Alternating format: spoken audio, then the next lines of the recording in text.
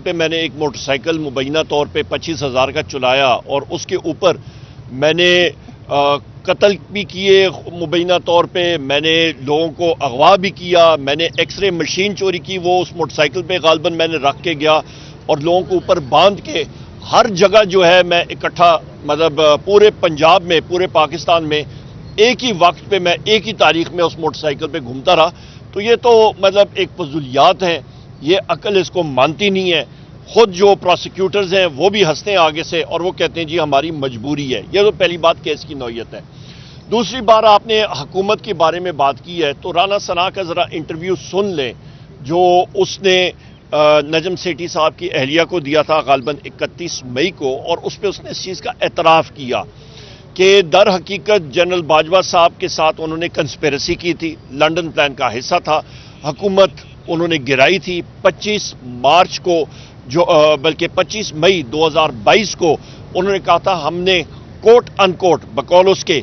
وزیر اعظم عمران خان صاحب اور پی ٹی آئی کا بندوبست کیا گیا تھا۔ اور ہماری زبان میں جس وقت آپ کہتے ہیں بندوبست کرنا تو اس کا مطلب ہے کہ آپ کسی کو ٹھکانے لگانے کی کوشش کرتے ہیں، اس پہ قاتلانہ حملہ کرتے ہیں، ان کو مار پیٹ کرتے ہیں، اور انہوں نے کیا، ہم نے تشدد صحیح، ہم ساروں نے تشدد صحیح۔ یہ ایک چیز ذہن میں رکھیں۔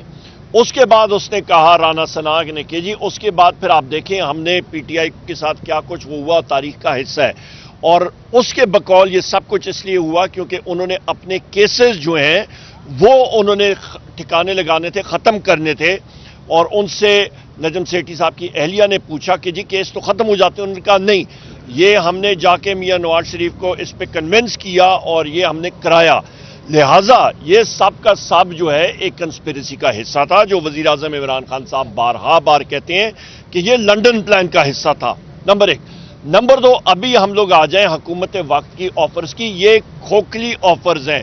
ایک طرف ہم پہ مختلف مقدمات لگا رہے ہیں،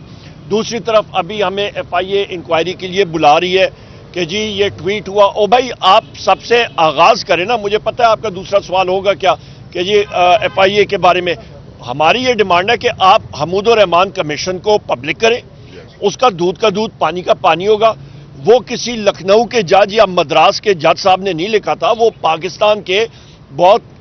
نامور جج صاحب نے وہ حمود الرحمان کمیشن رپورٹ لکھی تھی۔ وہ کیوں نہیں اس کو پبلک کر رہے ہیں؟ اس کی جو انیکسچرز ہیں وہ ساری چیزیں، وہ اپینڈکس جو ہے وہ ادھر ادھر پھیری ہیں، مین رپورٹ کو باضابطہ طور پہ آپ پبلک کریں۔ اس کے ساتھ ساتھ ہماری یہ بھی ڈیمانڈ ہے کہ آپ اوجڑی کیمپ کی بھی رپورٹ پبلک کریں، اس کے ساتھ ساتھ آپ آرمی پبلک سکول کی رپورٹ پبلک کریں، اس کے ساتھ ساتھ آپ کا ایبٹ آباد ریڈ پہ جہاں پہ اسامہ بن لادن کو ہلاک کیا گیا تھا وہاں پہ وہ رپورٹ